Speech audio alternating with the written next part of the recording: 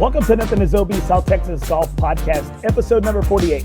Now today, I always have a special guest. We'll get into Christi Cano's story a little bit and hear it a little bit. But first, a word from our sponsor. Thank you for sponsoring the show. I have gold sponsor, Michael Aguirre. He's a financial advisor for Capital Strategies. Now, in this COVID time, in this pandemic, it's really good that you have somebody look over your finances, somebody that you trust, somebody that's going to take care of you if something were to happen, something were to go wrong, and even later on in life as you get into those retirement years. Michael Aguirre is the man to call. You can call his office at 210-332-4705. Now, I wouldn't just have anybody as a sponsor for my show, but Mike's got a great passion for helping others, and he will really take care of you. So I'm super thankful to have Mike a part of the show. You can also reach him at his website at www.michael-aguirre.com. Make sure you hit him up. He'll take care of you. Now, on to the show. All right. Now, today I have somebody that I've always wanted to have on the show, especially since the podcast has really grown, leaps and bounds. New format, having a lot of vlogs. I have Christi Cano tonight. Now, she is a San Antonio high school legend, playing and graduated from Edison High School here in San Antonio, Texas, playing at Oklahoma State, playing collegiate golf at Oklahoma State. Also, she is now currently the men's head golf coach here in San Antonio at Texas A&M San Antonio for the Jaguars. She's done some great things in golf. She's played in 3 U.S. Opens, been a part of the Lpga tour. And so I'm really excited to get into her story. All right. Thanks for joining the show tonight, Christi. Oh, thank you. I'm excited. I've been hearing great things, so I couldn't wait to be able to get on with you and chat about golf. Well, I'm going to tell you, I always see your picture after having a round at Brack. We go to the 19th hole over there at the Lpga bar. They still have a picture of you up from your high school days and there in the bar. And so like, I always see it and I'm like, man, I have to get her on the show. Well, thanks. Thank you for having me. I'm excited. And I feel like I grew up and spent more time at Brack in the clubhouse than I did at home. So it's definitely like part of my childhood for sure.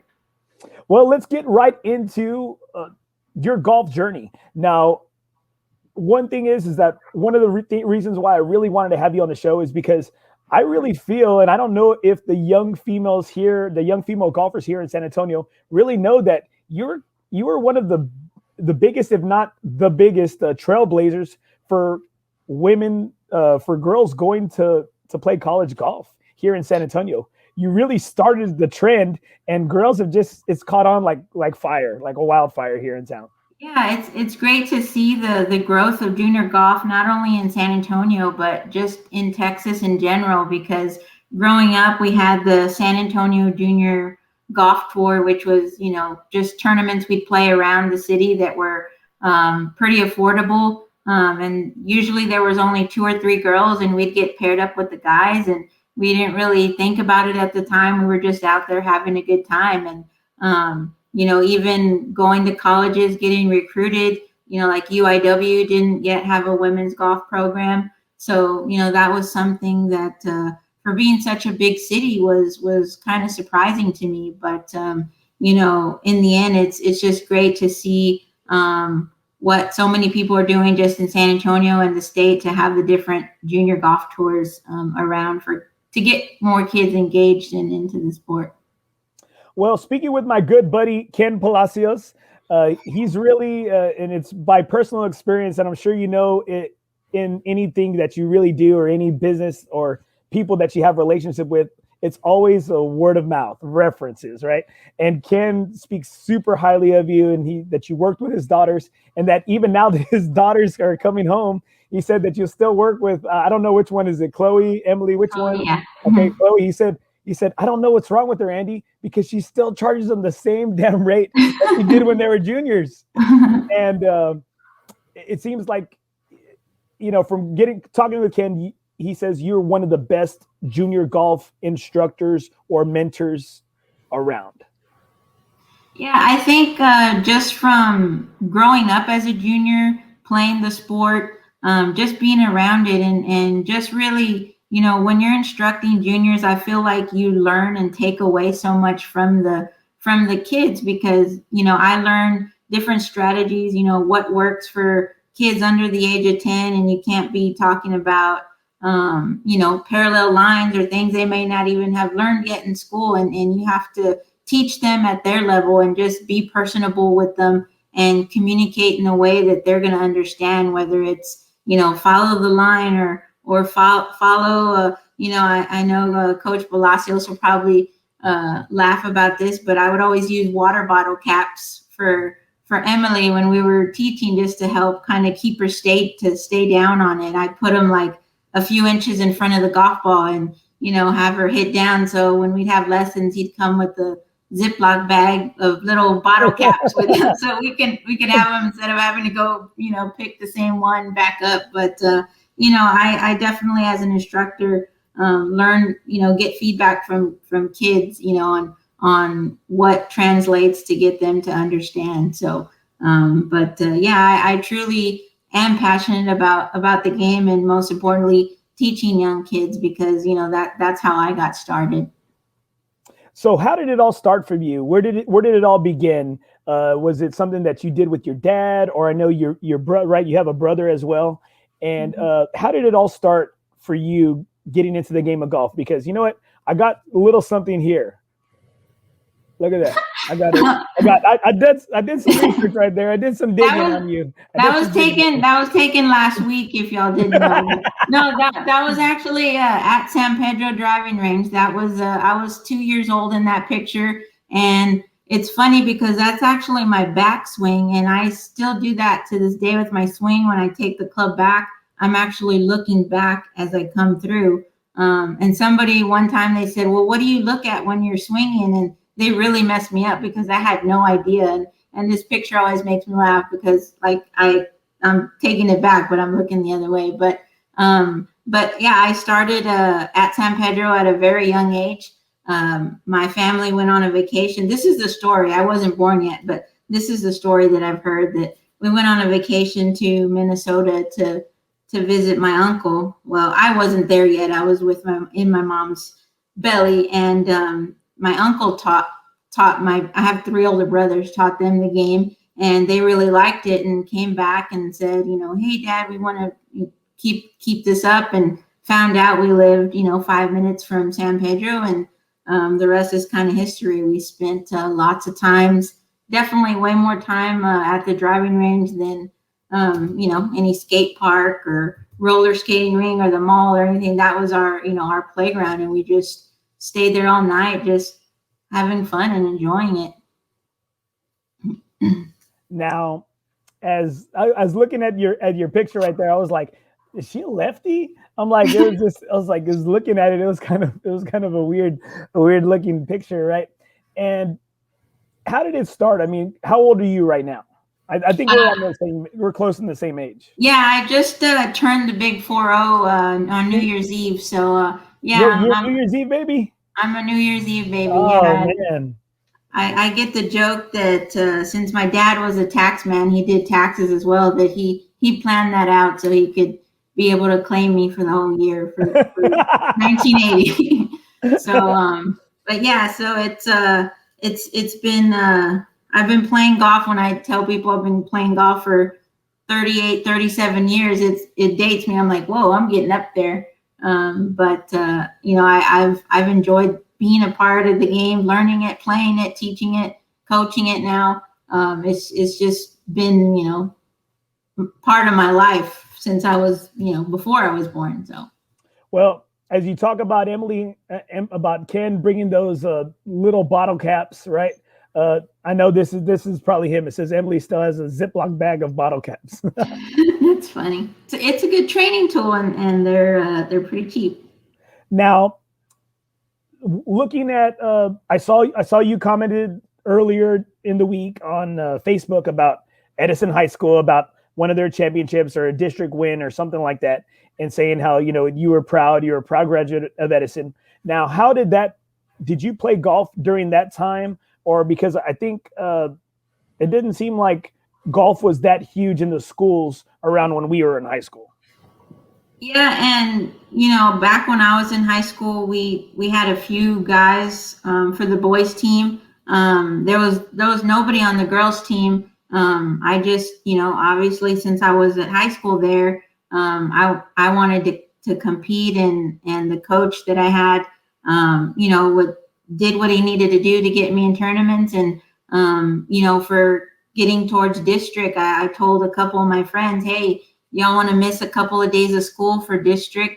And so that's how I got our team together to be able to go, and we won district. I don't remember how many years we won as a team, but and then we went on to regionals, and I qualified as an individual. So that was kind of the basis of the team, and to see the progress that they've made in winning district, and having a solid team is pretty cool to see, and seeing them having, uniforms, and, I was a kind of going to state and regionals, a one-man show with, a shirt, and to see them, with cool visors and polos and stuff, and cool golf bags is pretty cool to see how they've improved and grown.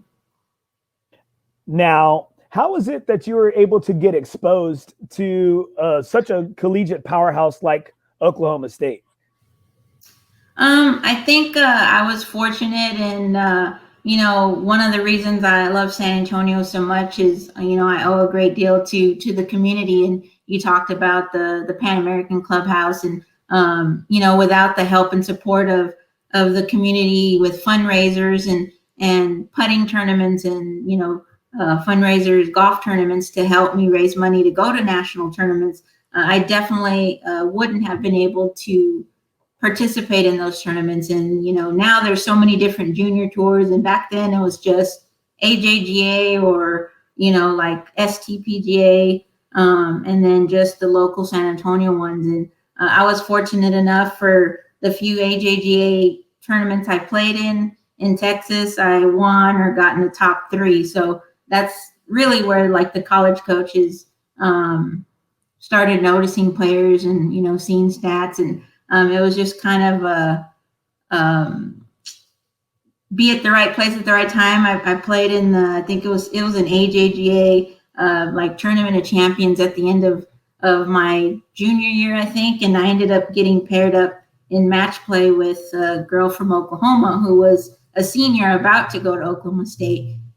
And it was a match play, and I actually made a hole-in-one on one of the holes, and I still lost the match, but she talked about Oklahoma State the whole time, and we got along really well. And she just, you have to come on a visit. And honestly, I really wasn't looking to go out of state because I was really close to my family, but she talked so highly of it. And, I guess, she talked to the coach about me, and, I got recruited from a few other schools as well. And just, I went on a visit, and I just fell in love with it. Just everything fit, and full scholarship obviously was at the top of the list of the decisions, and why I chose to go there. And but it was a great decision that I made, because if you don't get good with those facilities that we had at our disposal, it was something that you were probably doing wrong, so just lack of dedication or something. But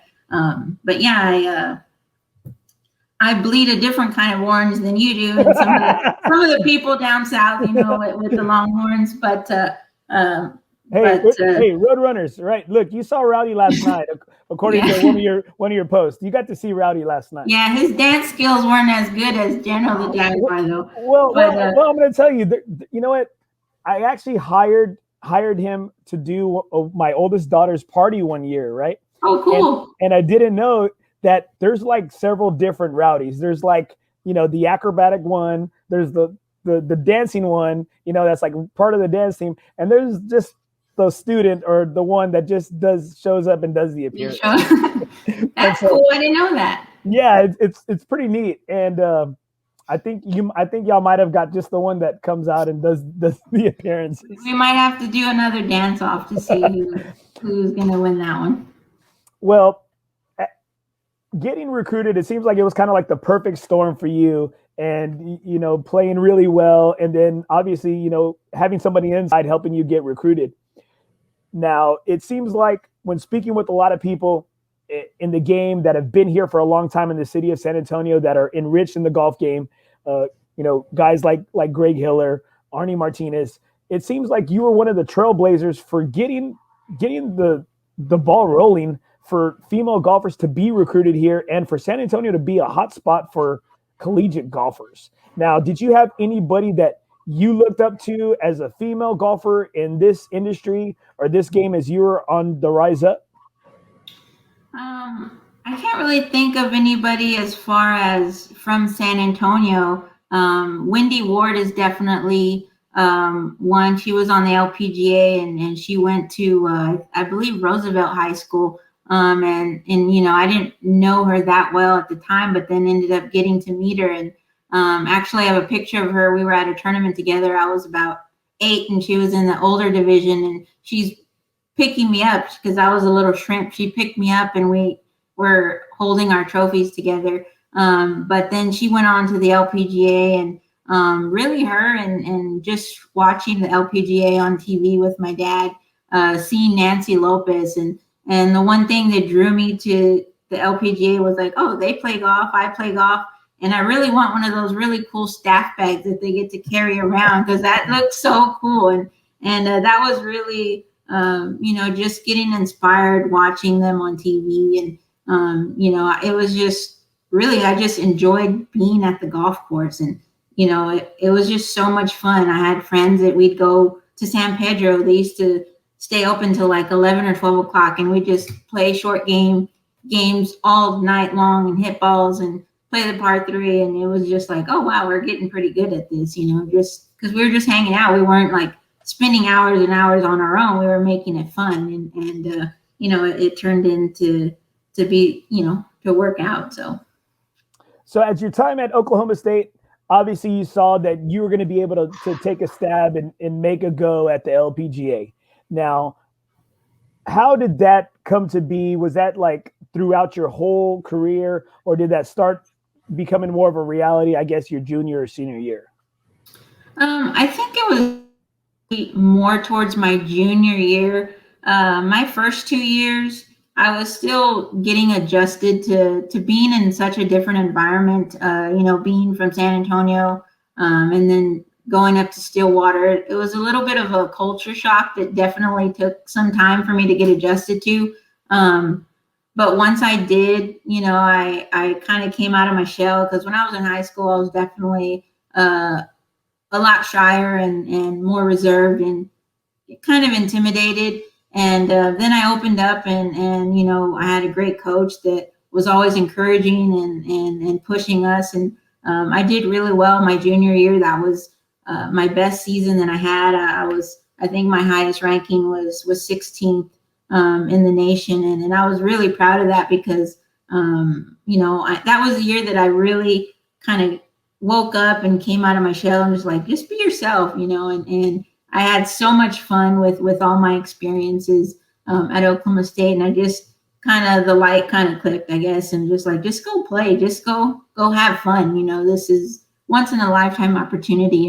And it was just so easy with the environment to just go, do homework, go to the course. And we didn't really have specific set schedule. It was just like, I better see you out here all week kind of thing, but everybody was out there. So it made it fun. And getting to play Karsten Creek every day was, if you could shoot 3 over for 18 holes or better on that course, you were doing something well, because those greens were tough. And the bunkers, I think my junior year, they got the sand imported from Augusta. So that made them even that more difficult. But it was definitely a high quality golf course, and I was playing well. And that's when I kind of realized, like, wow, I'm doing well, because when I first came in, being from a lower income school and not a very strong golf program, I thought I had some work to do. But individually, I kept working hard. I had all the facilities to my disposal, and I was able to, keep getting better and hone my game and all my skills and get better, getting to practice with a solid team and great facilities there at Oklahoma State. Now, is Eskimo Joe's one of your favorite places? Probably I'll be honest, I probably went there twice the whole time I was there. Just because just with traveling and, we go to a tournament, come back and just hang out. I mean, we probably all hung out more just at our apartment or somebody's house and just, more so just with the team, like with the men's golf team or just the women's golf team, just doing dumb stuff like having a Friends night. This is when Friends was on TV every Thursday and there was no DVR. It was like, okay, we got to be ready to watch Friends and make popcorn or do whatever we're going to do. I wasn't much of a beer drinker or partier, because I don't know. I just felt like it took me too long to recover and be ready to go, So that's how it's supposed to be as you're older. Like it takes you days to recover. Now that I'm in my 40s. Yeah, it just alcohol has never been a good friend to me. It just doesn't sit well with me. But there was other ways to have fun. But I mean, it was cool though to have that retractable roof. I actually went back. Gosh, I went to Stillwater for a weekend when they actually played UTSA. I can't remember what year that was, like 3 or 4 or 5 years ago, maybe. I was like, oh, that'd be a cool weekend to go watch them play UTSA. So I made a weekend of it, and it's changed so much since I was there. It's like, oh wow. They pumped a lot more money, that oil money, that T Boone Pickens money, into the facilities, and that's good because you know what, you always want college kids to have that college experience and have it better than you did before, especially for the athletes that have come after you. Now, what was the highlight of your collegiate career as an individual? I know you told me that you got ranked pretty high, but did y'all do anything really special as a team or just individually?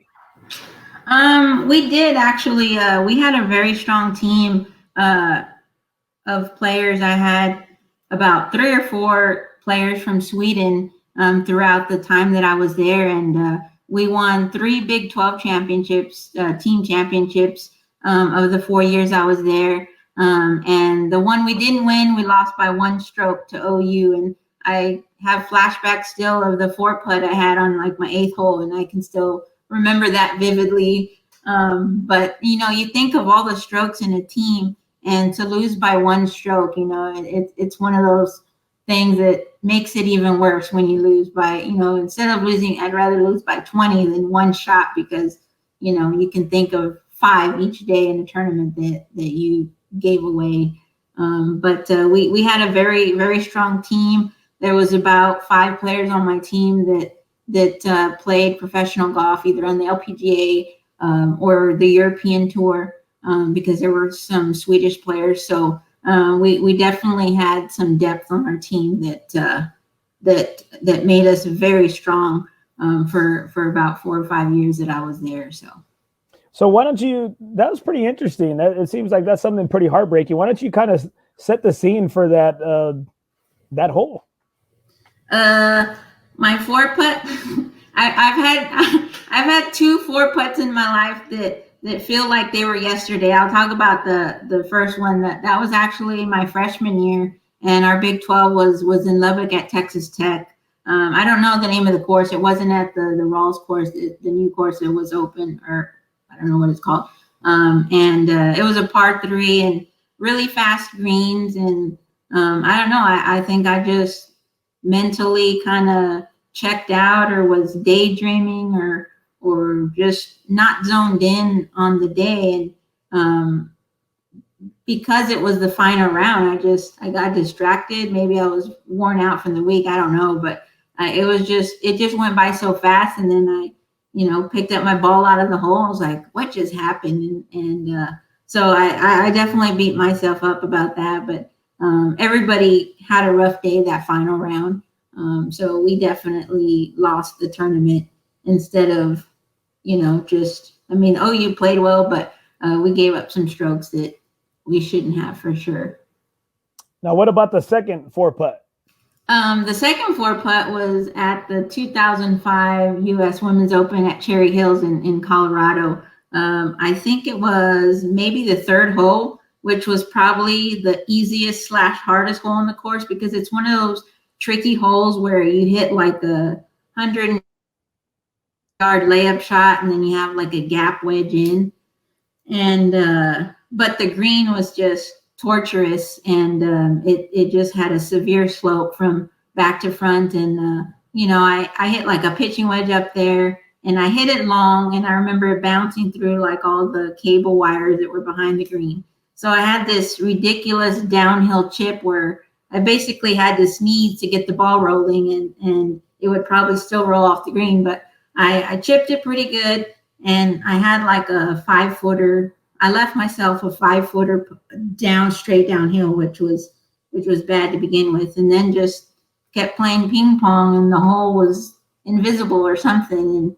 And I missed the cut by 2 strokes. So I always think about that 4-putt, that being the reason. But I mean, there was a lot of other shots, but when you do something, 4-putt from 5 feet, those things that you don't do ordinarily just kind of stick out in your head a little bit more. Man, that seems like it would eat. It had to have eaten you up. It did, because that was my very first LPGA Tour event.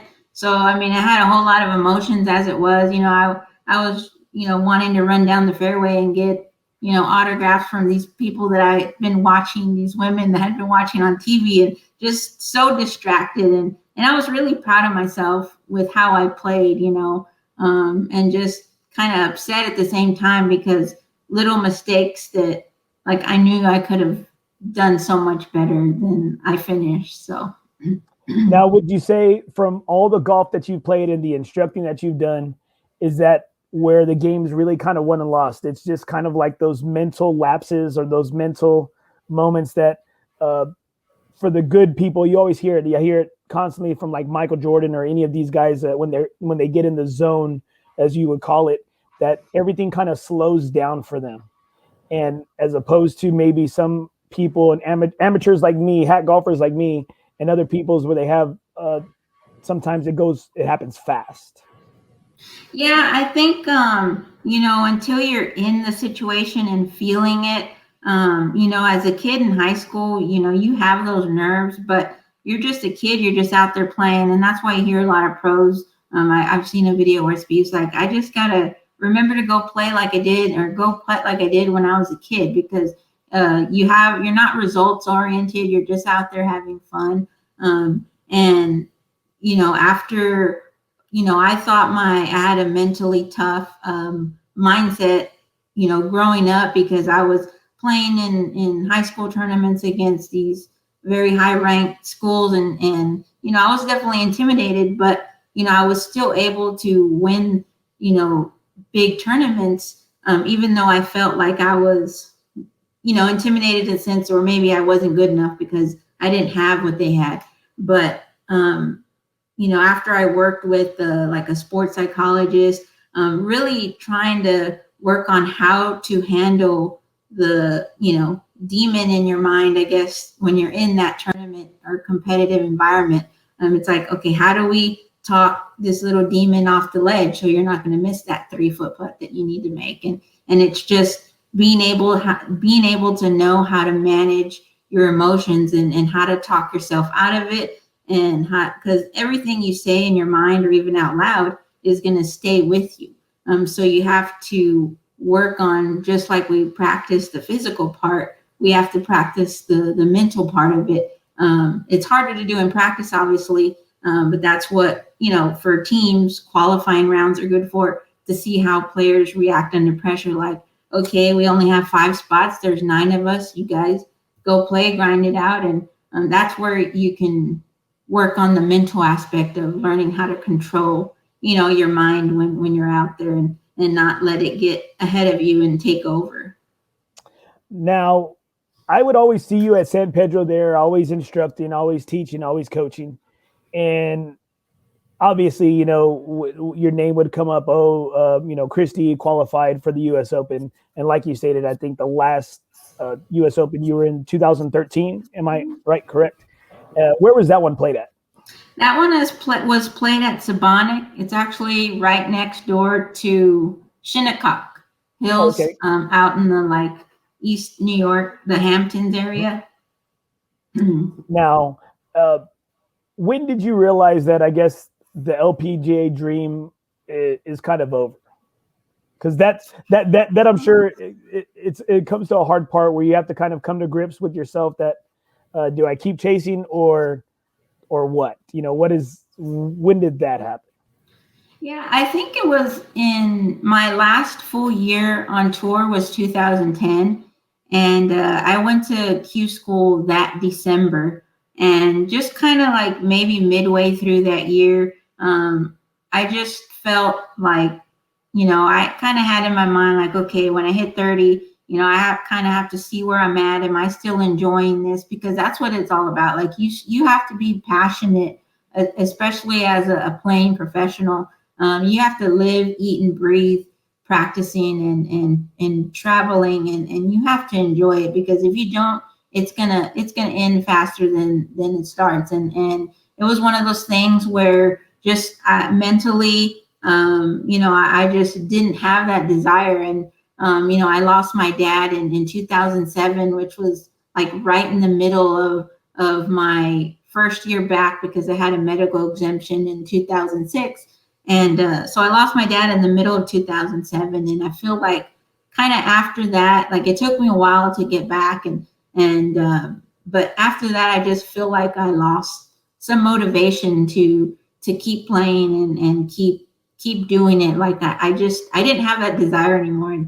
And I think, in 2010, that's when halfway through that year is when I kind of realized, I don't want to do this anymore. Because it was, I was getting frustrated. Financially, it's tough if you're not playing great. You're not making cuts. It can add up quick. You're losing thousands of dollars every week if you're not making a cut. With travel expenses and caddy fees and stuff like that. And so, but I think that was probably about the time I stopped playing in 2010, and then I started working for the trail and qualified in 2013. I had been 3 years away from competing full time, but it was one of those things where I just went out to go play. I was like, hey, why not? I was like, if I play dog poop, I'm gonna come back tomorrow and I'm gonna have a job still. So I didn't put any expectations on myself. Went out and played 36 holes in one day, which is really just a mental test. And my short game was on point, and I qualified, which was probably one of the more enjoyable qualifiers that I played in to get there, which was really cool. So you still showed yourself that you still got it somewhere, right? You still got it. I have bits and pieces, but as I've gotten older, it takes me a while to kind of prepare. I can't just go tee it up on number one without stretching or anything, because it'll take me about 4 holes to loosen up all the bones. That's I'm 40. See, I'm 41. And so that was one of my biggest golf goals this year, is that being properly warmed up for a round. Right. And so I've talked to many instructors, and I had Trevor Salzman. He's the director of instruction at Briggs for the Dormy Network. And, he was talking about he goes, how do you warm up? He goes, are you one of these guys that just pound balls? And I said, I don't really pound balls because I'm not really that much of a pounder of the foam balls. I'm not a range guy. I'm more of a grinder. Everyone tells me, hey, you have a really good punch game. I said, yeah, no crap, because I'm always in the trees. Right? I'm always in some mess. And so I better be good at that. But I started to at least walk a mile before my rounds. And I realized that has really helped me out. When I don't, it takes me 9 holes to get ready. And by that time, the round is over. I shot a 36 at the Bandit this past Monday. Nice. And yeah, don't ask me what I shot on the front. All right. But, it's because I finally got warmed up. And So that was one of my goals, is like you stated, is that we're older now. It takes a while. And when I do just get on first tee without warming up, I'm going to get the results that, I prepared for, which, are bad results. Right. Now, as an instructor, I know you started coaching obviously at the trail, and you worked with a lot of junior golfers. And I know you worked at Victoria. I know you were at University of Houston out of Victoria there, and you got the calling to come back home to San Antonio at the University of Texas A&M in San Antonio. How did that all come to play out? Yeah. I was with the trail, and then towards the last few years that I was working with them, I realized doing different things with the trail, managing, doing some merchandising thing, and teaching. That's when I really realized that I was very passionate about teaching, working with kids, or coaching, and it was something, the part of the golf industry that I really enjoyed. And then that's when I had gone, that my last year, I had gone back to Q school one more time, just because I had that itch again, and didn't make it, but and came back and realized that I really want to get into coaching, and as a collegiate coach, it's tough to get into that field if you don't have any experience in collegiate coaching specifically. Most of the time, for positions like that, they require at least 3 years of collegiate coaching experience. So I knew it was one of those things where, I felt like I kind of had to take a step back and kind of start from the bottom in that position. So that's when I just kind of started the search, and saw that University of Houston Victoria was hiring an assistant coach. So, I was offered that position, started there August 2016. And, for me, I kind of was at the right place at the right time, where that head coach was taking another head coaching position. And basically right after I accepted the job, he's like, I'm heading out west or out east to another job. And for me, I was looking at it as, this is an opportunity to show them that I can handle coaching. I'm a nerd in the sense that I'm organized and have good administrative skills. So that part wasn't going to, be an issue. So, I used that opportunity. It was, interim coaching the men's and women's teams, and was there for about 4 years. And, it was a great opportunity, a position for me to be in, to be able to just kind of learn more the ins and outs of coaching. It's a smaller community, but I had a lot of support, and it was a great start to give me the opportunity to potentially be where I am now. And after the third year or so, I was definitely, Victoria is not that far, but I'm very close to my family and friends, and I was coming back to San Antonio. Also, I feel like there's just a lot more opportunity. I like this community, have enjoyed teaching and working in it, and Victoria is a little bit smaller. There's not as many teaching opportunities as far as, coaching and stuff. And I always knew in the back of my mind that A&M San Antonio was going to start growing, and they were going to have athletics, so for 5-6 years, I kind of had, I was like, they're getting bigger. I know it's going to happen. And as soon as I saw the job, post, I got really excited. I applied, and, kind of got bummed because I didn't really hear anything for a while, but then I got a call, and, the rest is history. I was offered the position, and I was super excited. And it's funny because my athletic director actually played football at Oklahoma State 2 years that I was there. So, we had that to connect on, and so to be able to work with a fellow Cowboy, it's pretty cool. And just to be a part of something new, and be the first coach and have the first team. And it, I was fortunate. The only positive thing for me that kind of came out of COVID was, kind of in March is when I took the position, and that's right when COVID happened. And that was the hardest part, was having to leave my team in the middle of the busiest part of the season, it kind of worked out perfect for me. And, I've enjoyed the experience. COVID's made it 10 times more difficult starting a program, let alone adding COVID into it. But we've managed, and, we've come out stronger and managed through all this, and we're kind of seeing the light at the end of the tunnel. So we're super excited to get the seasons, and program under a couple years under our belt as we go forward. Now, as the great thing about starting the program is that, hey, you're setting the tone. And so everyone kind of has to follow you, later on down the road. And that's the good thing, is that, you have so many firsts. You have, first this, first that. You're able to create your own traditions and your own, your own way of how you do things.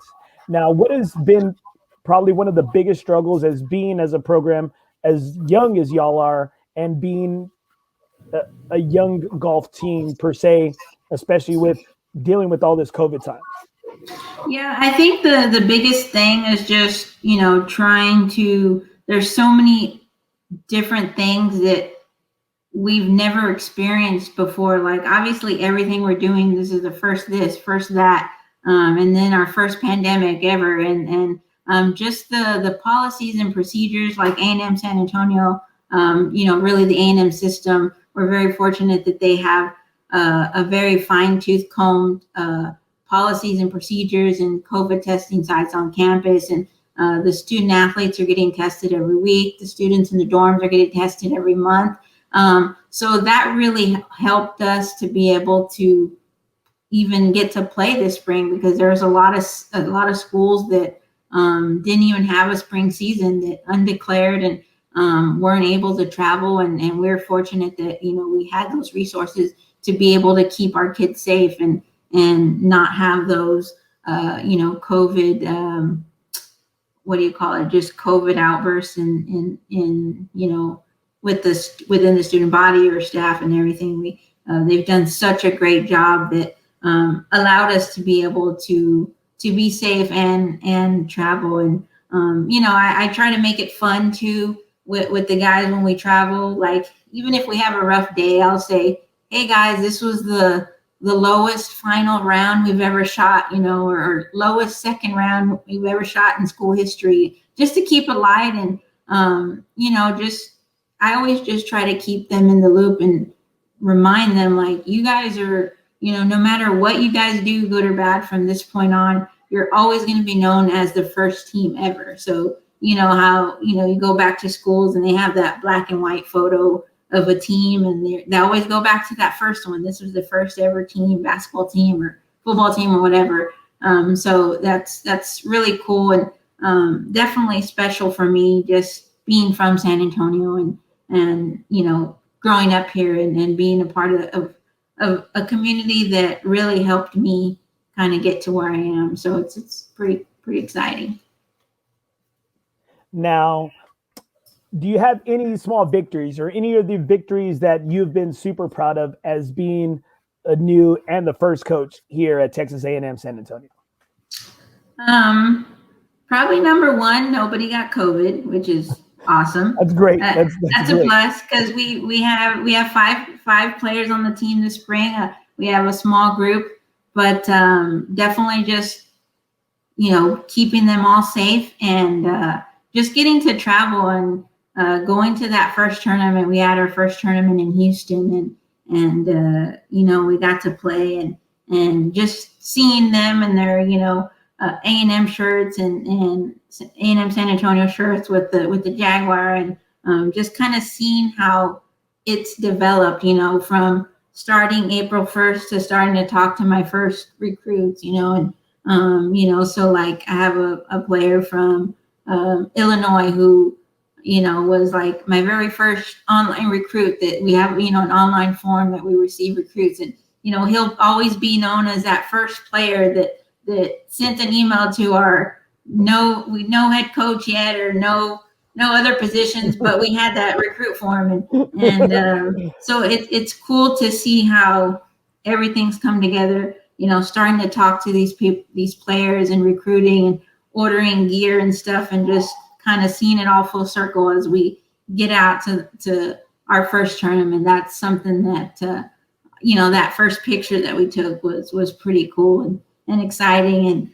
And probably the coolest thing was our first tournament. We kind of broke the ice a little bit, and I've never done this, but I actually did a grito in the van because they were getting pumped up with the Hano music on the way to the course, and that was definitely a first ever for me with the team. But they're a really cool group of guys that are excited for this opportunity, and just to kind of see where it's going to go in the next couple of years.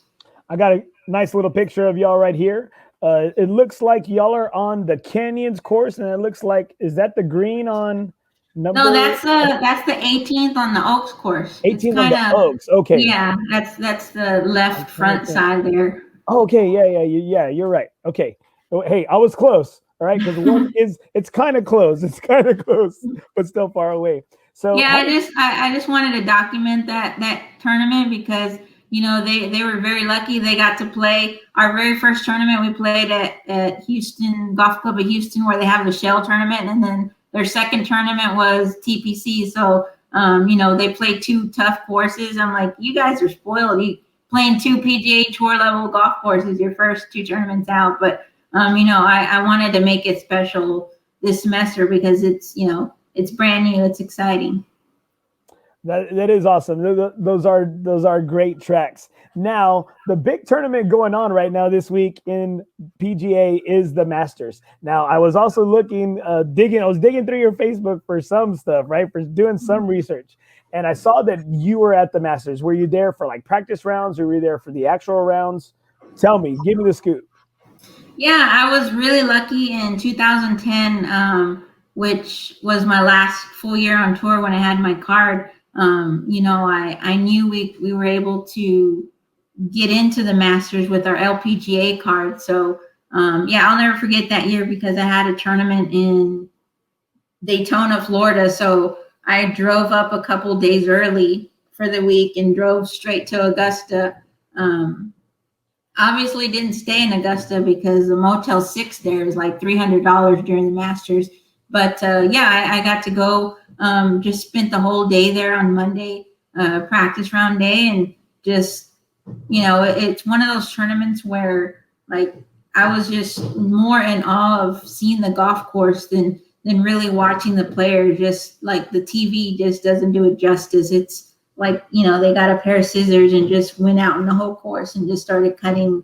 It's just, even playing tournaments on the LPGA, just the quality and the pristine condition is just ridiculously cool to see in person. And so I just hung out and ate pimento cheese sandwiches and ate like a whole bunch of stuff for like $10. And I was there by myself because I was going to a tournament. And I mean, I literally was there from 7 a.m. till 7 p.m. just hanging out. Then I had to drive about 7 hours to Florida. So, but I mean, it was a once in a lifetime thing. I said, hey, I have to do this. So. Oh yeah. But okay. So tell me that because I guess you were an LPGA, you're on the tour, and so you had the ability to get a ticket to Augusta, or what? No, we used our IDs, like our LPGA credentials. We were able to get in with those. Oh, so I wish I didn't have a tournament because I would have like camped out in my car and stayed there the whole week if I didn't. But that was a really cool opportunity to have, and I was able to go twice. In 2016, I think I actually won that lottery and won the practice round tickets. So I got tickets to go for a practice round. I think it was like Monday or Tuesday. I always think back because my college coach, we had a chance. We played a college tournament in Georgia. I think it was my junior year. And somebody got us tickets to go see one of the practice round days. So I was just over the moon because I was just, that's my favorite tournament. I was just so excited. So we get there and we're sitting in the parking lot for like 5 or 6 hours. And it was the first time in Masters history that they canceled the practice round due to weather. So that was a bummer, and I was bawling in the van, but my coach said, "You'll get back here one day. You'll get back here one day." So when I went my very first time, I actually thought of that and thought of my coach telling me that, which was pretty cool to remember. Now, I know everything. I hear everything is super cheap there. I know the beers are cheap. I know what is it? They have lemonade. I know, what is it? You have to have a peach ice cream sandwich, right? I guess that's one of the things. The barbecue sandwich, the pimento cheese.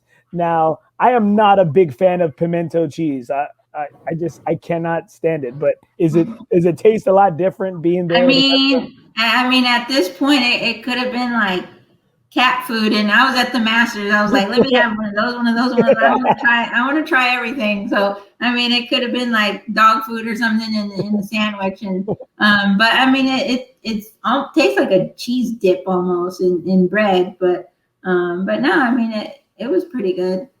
Now, who won that first year you were there? Oh gosh, I have no idea. 2010. Okay. I don't remember. I'm gonna have to Google that one. Now, what about 2016 when you went? Did you know? I want to guess Tiger Woods. That's my best option, my best odds to pick him. No, I really don't know because I didn't really watch. Well, 2016 I watched, but I told you I'm 40. I can't remember that far back. Oh, that's right. You know what? Yeah, my memory does. I'm 41. My memory does struggle a bit. Now, what would you say was your favorite hole as you were there on the premises there at Augusta? What was your favorite hole that just really kind of did it for you? It was probably 16, the par 3, 15 and 16, I would say.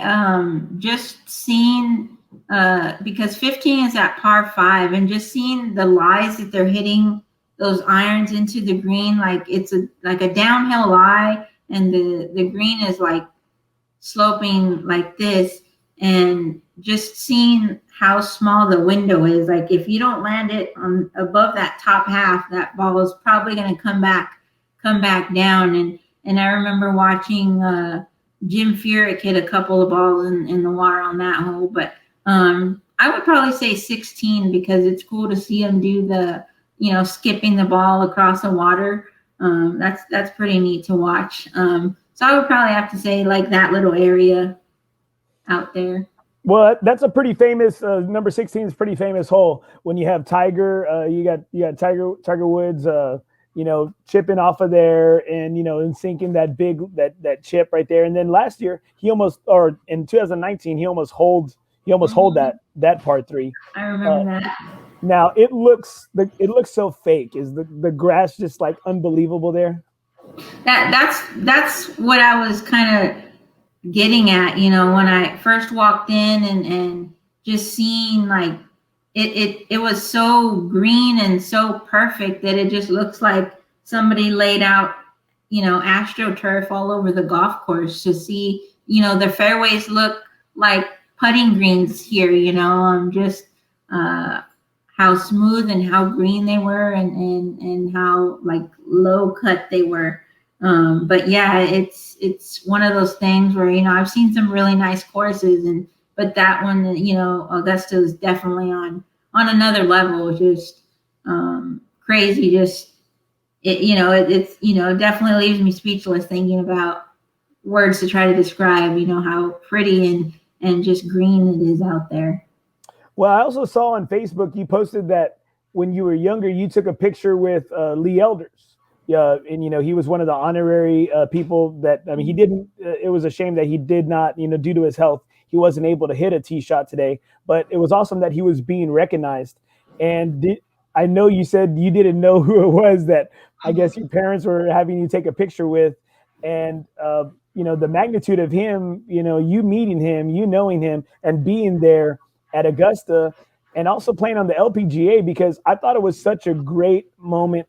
Not just for women's or female sports and female golf, is when I saw Nancy Lopez hitting her tee shot off for the inaugural women's Augusta Amateur Tournament Invitational, and like I coach. I have two daughters. I'm a coach. I coach girls sport, female sports, and I thought that was such an awesome day. And I think it was, who else was it? It was Lorena Ochoa, right? I think, and then Annika Sorensen, right? I think it was Annika. I think so, yeah. And then I think it was Sari Pak, and these were female golfers that I really followed. Like when Annika was there, when Lorena was there, when I really followed those golfers, it was just so awesome to see that they got to do what the men had been doing for years. Yeah, that was definitely a really cool moment, and to see for amateur golf and women's golf in general, having that women's amateur tournament out there is really cool.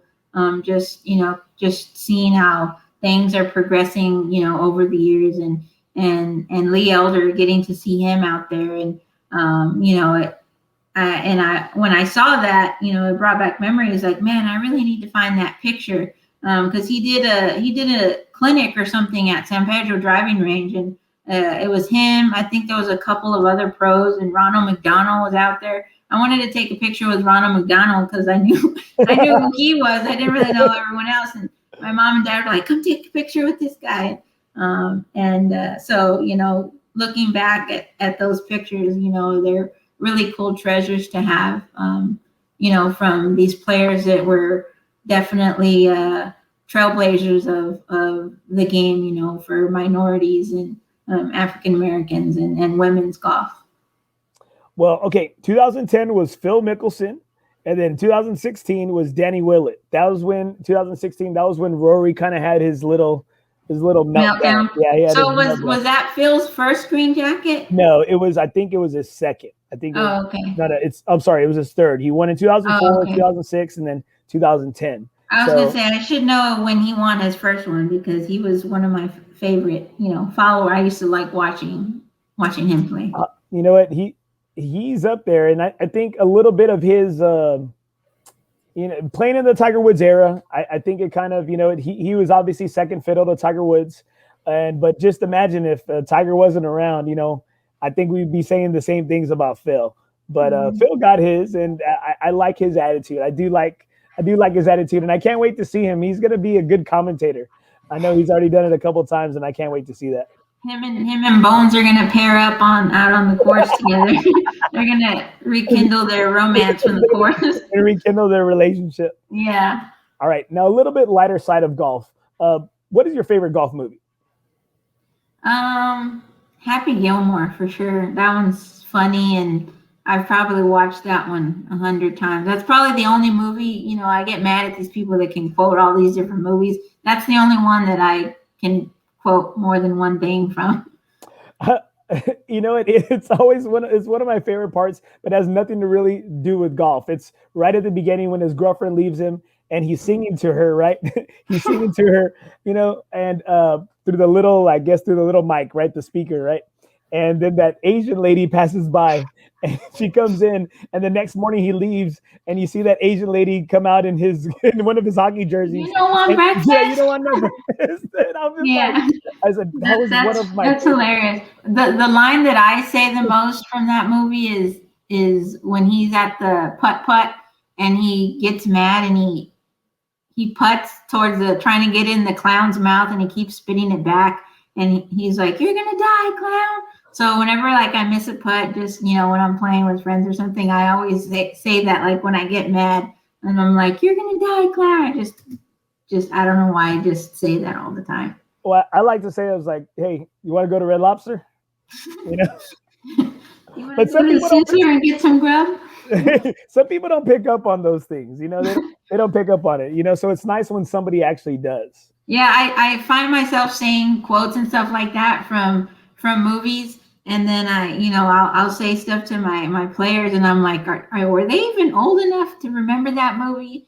But it definitely gets to that point where it dates you. But if they play golf, I'm sure they all know those, all the golf movies, even Caddyshack. Oh yeah. Favorite course around the South Texas area, or here in San Antonio specifically? I know you told me this when we spoke previously, but I want everybody to hear it on the podcast.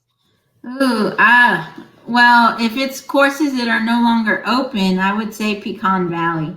That was definitely my favorite course. I worked there in the pro shop and did some teaching out there and practice, where I spent most of my time practicing when I was playing. And God, it was just a great course. The layout, and it was a tough course. If I could shoot, 2 or 3 over there, I was playing well. I was really happy with where my game was, and that's probably the one that jumps out the most. But I mean, I can't really think of, obviously, Brackenridge.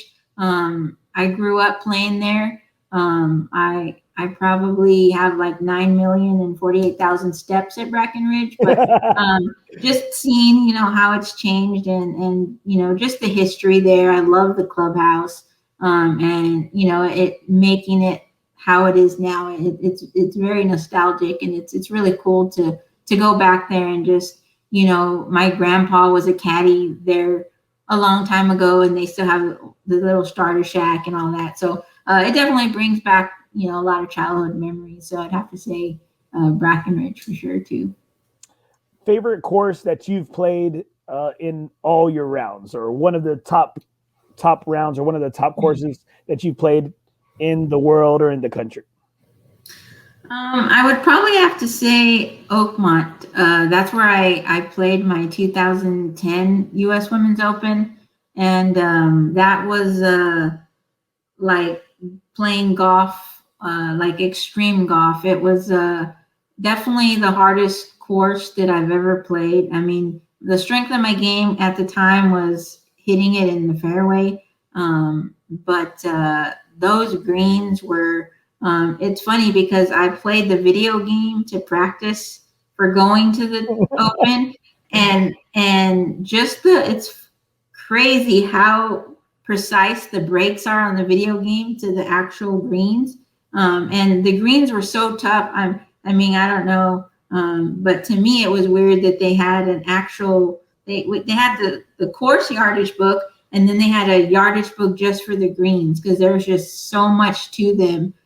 It was insane. It was like, yay, I'm on the green, but like, oh wait, I still have to make this, 5-footer that's gonna probably roll in the water or something if I just breathe on it too hard. It just one of those things where it was just like, we played some tough courses, but this one was just like, if you hit it a couple of feet off of where you're trying to hit it, there goes a triple, or just the rough was insane. Probably the toughest rough that I played in, but it was definitely extreme golf, a course that I won't forget for sure. All right. Now I got Larry Espinosa. Great interview. Good luck, Coach Christi. Thank you. Let's see. I got another one right here. Felipe Keynes. How many holes in one, or where at? All right. So do you have a hole in one, or how many? I do. I have 7 of them. And I'm getting old, so I can't even remember all of them. Podcast is over. I have yet to have one. Oh my gosh. Okay. You'll get one. My very first one was at Riverside, par 3. I count it because I was a kid when I made it. Which part? It was hole number 3. Hole number 3, the one that goes towards the river, the San Antonio River. Oh yeah. Yeah, and I'll never forget, the one that I remember the most was I was running late and I was meeting some buddies to play Riverside, the big course, and it was on 7, it's 7, the par 3, I think. 7. Yeah, number 7, the one right there by the kind of by where the maintenance barn. Yeah. Yeah, I was running late, so I was going to join them on the back 9. Ended up getting there a little bit early, so I was like, hey, I'll go meet y'all wherever you're at. And they're like, oh, we're going to 7. So I roll up to 7, and it's my very first hole, and take a couple swings, and I make it on the first hole, and they're like, go home, get out of here. And I was like, I'm sorry, can't help it. But that one, I got a lot of backlash for that one. But no, it's I've just had some good luck. One of them was in a match play. But I still lost the match, unfortunately. But that was the one in college, right? Mm-hmm. Well, it was in high school, my junior year. And you said, okay, high school, junior year. And then I know I had one at Cedar on, I think, 16, Or no, not 16. Yeah, 16. The one before you go up the hill on that par 4. Yes, the one before you go up that par 4 incline. Yes, but it's now, what is it? It's now 7. Now 7. Okay, It's 7 I didn't know they moved them around. They changed them one way, and then right. I think this is like the second or third time they've flipped them. Well, your favorite golf memory? Ooh, that's a tough one. I'd probably say my biggest one would be in 2005 when I got my LPGA card. I went through, because back then you had like one stage, which was either in California or Florida, and then you went to the next stage, which was in Florida, and then you went to the final stage. So that's probably my best memory, because it got me to play on the LPGA, and that's when I got my LPGA card. So I went through 3 different qualifying stages, and then after the 5 rounds of the final stage, I was in a tie, and there was 7 of us for 3 spots, I believe. So we had to go in a 3-hole playoff for, you were either going to get your full card or not. So yeah, there was 5 of us, and we played 3 holes, and thankfully I birdied one of them, finished 1 under, and got one of the spots. And that's probably the most emotional I've ever been on the golf course. I just because it was going to change my career. Like, it was starting my career, and I just, wow, that's when I realized like my dream came true. I'm going to play on the LPGA, so that's definitely a fond memory, that probably my favorite one. Who are you playing your last round of golf with? Oh, that's a good one. Sheesh. Probably have to. I would guess Tiger Woods.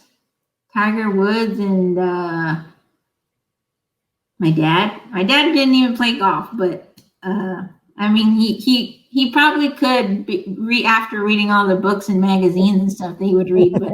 Probably Tiger Woods and my dad and my brothers, probably. It depends how many we could have in the group, but hey, you can have as many as you like. It's your last round. It's my last round. I better make it last. Favorite LPGA player, or which LPGA player did you look up to as you were going through the tour? Yeah, it would definitely have to be Nancy Lopez. She was the only one that I kind of stood out, because she looked like me as a kid, just skin color, and like, oh, she, and her last name, she was Hispanic, and I believe she was the only one at the time. But I looked up to her and admired her, and probably Lorena Ochoa too. Just, I actually met her starting at the age of, I was 10 and she was 8. I met her at the Junior World Championship. So have known how much of a stud she was since she was, young, and just kind of seeing her progress, and then, seeing her on the LPGA, and she was, excuse me, she was such an ambassador for the game, not only for Hispanics and Mexicans. She'd go to a tournament and, buy dinners for the maintenance staff at the course, and just such a great ambassador and role model for just a good, representative of the community. So I definitely admired her for that. I totally agree. I think she is a great ambassador. It was funny because I say about 3 years ago, we went to a trip in Mexico and Puerto Vallarta, and I'm going on a run by the water, and I see a statue right by the water, and it's of a golfer. And I'm just like, oh, hold on. I need to check this out, right? So I go up there, and it's a statue of Lorena Ochoa. And I'm just over here like, people are looking at me like, what is this guy doing? I'm taking pictures and stuff of I was like, man, like golf consumes me so much. And I'm just like, oh my gosh, it's Lorena, a statue of her. And just, she's done a lot for the game of golf for Hispanics, for Mexicans, getting them out there. And I know she does a lot, still in the, for the country of Mexico to really like encourage and promote it. I know she started a school and a foundation, and a funny story about her. I played in an Lpga event in Mexico City one year, and it was a pretty prestigious course. Like, you hear a lot of things about kidnappings and stuff. So they had military police at the entrance. They had those vaquero cops. Like, it was kind of in a bowl or a quarry. They were the military police on horses around the perimeter of the course. And then when we would go in, I would warm up. And one day I was walking back to the clubhouse, and I see this whole group of these big guys and military police and police kind of walking in this little group towards me. And I kind of peeked in there, and I could see Lorena and Choa and her little posse there. Like, she had about 7 or 8, security or police or military police around her at all times, just, for her safety. And when you see that, that definitely shows, like, she's somebody there, and that was pretty cool to see that. Now, what is one thing that can really get under your skin as you're playing your round of golf? Is it just, somebody playing music, somebody smoking, what is something, or somebody tell you a nice shot when you don't have a nice shot? What's something that can get under your skin as you're playing around? I've never really been that type of person that somebody else's game or attitude or whatever going on has affected me. It's more of the, like, I get in my own way. So I have enough going on trying to battle what I have going on in my head that I don't really, things that happen around, like, I really don't get fazed by. But if I had to pick something, it would probably just be slow play, like just having to wait around, especially if you're, in a situation tournament wise in contention or something. That's the last thing you want to do is be waiting around, because the more you have time to stand around and wait on a shot, it's just more time to get bad thoughts in your head. So that would probably be the only thing. Yeah, I totally agree. You like to be in a rhythm. You don't want to get any of the negative, bad juju in your mind or whatever. Just, especially if you're playing well, you just can't wait for the next shot. Yeah. Now, one of the last things is, what's the best tip that someone has ever given you? Whether it's mentally, fundamentally, technically, just what's the best tip that somebody's given you? Ooh, that's a good one. Probably the one thing, I was fortunate to have, back in the day, the city had clinics every weekend where they had a little par 3 tournament and gave us a hot dog, free lessons, clinics for kids. And also I met instructor Bob Putt, who was at Sonterra at the time, and he's a master PGA professional, and was fortunate enough to be able to go over there and get some lessons. And he gave me my first lessons out of the bunker when I was about 9 or 10 years old, and that's one of my strengths, my short game. And on the range, one thing that he taught me, and I still use it to this day, it was GCAS, and that was grip, club, aim, stance. So that was my little, like, 1, 2, 3, 4, where I was like, okay, first I got to take my grip. Next, I got to put my club down. And then next I got to do, like, aim. And then next I take my stance, and then I'm ready to go. And that's, just kind of focusing on, number one, the fundamentals. My tempo was usually there. It was just getting those steps right, so I didn't line up wrong, because I struggle sometimes with my alignment. So that's something that he taught me when I was sometime between 10 and 12, and I still use it to this day. So that's definitely one thing that I remember. All right, the last thing, you recently signed on to be a part of On Par Golf. Now, I had Ray Garza on the show. He was on episode 18. Right now, this is number 48. So that was 30 episodes ago. And Ray's been a good guy and helping me, and he's a great person to really grow and help people and teach people, instruct people in this game of golf. And he's really good with relationships. So how did this come to be? Because he's built a hella good squad of a team for On Par Golf. Yeah, and that's one of the reasons why I wanted to come back to San Antonio, because I knew different people just growing up around the game and wanted to be a part of something to just be able to help and continue, sharing the passion of teaching the game. I've known Ray Garza since, high school. He played in high school the same time I did. So we saw each other at a lot of high school tournaments and a lot of San Antonio Junior Golf Association tournaments. So I know, what kind of guy he is. A very nice guy, and obviously starting up the On Par Golf, their best asset with all the instructors, just seeing who they've brought on, all share the common interest of just being passionate about the game and passionate about working with kids and others to teach them the game. And just to kind of see what he's done with On Par Golf in the last year is awesome. And I'm always rooting for those people that I know that have similar backgrounds to me, because I want them to be successful. So knowing Ray, knowing the type of guy he is and who he has around working with him is it was just like, how do I be a part of this? Like I want to get on that train and be a part of it and help him be successful and work together just to grow the game and share the passion of teaching and in the community of San Antonio. Well, I think Ray's a great guy. He's a good people person. And from what I hear from some of his students and the people that work with him is that it's about the relationship and about how he communicates with people. He doesn't belittle people.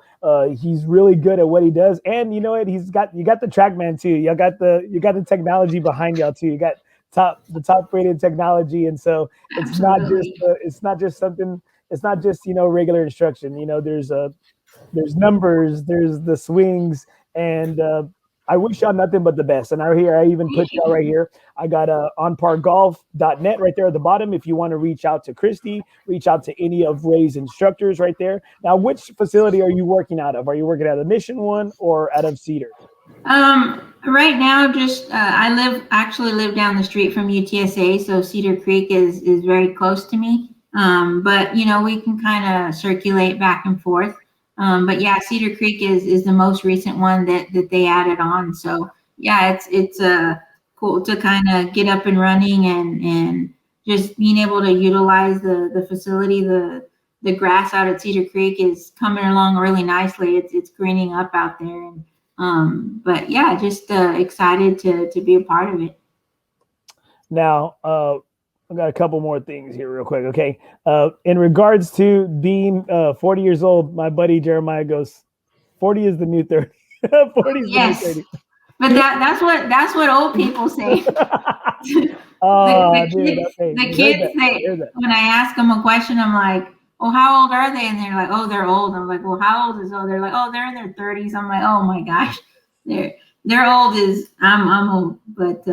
But no, I don't feel my age. I try to work out and try to stay active just to be able to, when you get to that age where you're not like, in a wheelchair, you want to try to stay as active as you can. But because I feel like when I'm not active, not moving around, that's when everything starts getting, my neck and my back, everything just kind of starts tightening up, and just trying to stay active and getting out to play a little bit more too. Well, here I got one more right here. Great show as usual, and a very awesome guest. Wishing Christi all the best. Thank you. Now, did you have any questions for me? I don't think so. It's cool to be a part of the show, and definitely have to get Rowdy back out to Tamusa and do a dance off and bring the good one so we can see all his skills. Well, thank you so much for being on the show. If you wouldn't mind just kind of sticking on, just so I can kind of close out with you off the show. But like I said, you can reach Christi at On Par Golf. Please visit On Par Golf at onpargolf.net. And, we got a lot of people rooting for you to do really well at Texas A&M San Antonio. You're a homegrown product. You've done a lot for the game of golf here in San Antonio. You've done a lot for, junior golf and females, women's golf here in town. And thank you for all that you've done, Christi. Thank you. Thanks for having me on the show. All right. Like I said, stay on just for a little bit. I'd appreciate it. Okay. All right, folks, thank y'all for tuning in. I really appreciate you. Thank you to my sponsor, gold sponsor, Michael Aguirre. Make sure for any of your financial advising needs, make sure you hit up Mike. He's a great guy, especially like I stated in this COVID time with all of the uncertainty. Just reach out to Mike at www.michael-aguirre.com. He's super passionate about what he does, about helping people and really helping y'all get and plan for the future. He's a really good dude. I wouldn't be connected with him if I didn't believe in him, and he's working for me right now as well. Thanks for tuning in. Please subscribe, rate, leave a review. Hit me up. Let me know who you want to see on the show next out of the South Texas or San Antonio area. Remember, in the game of life, nothing is OB.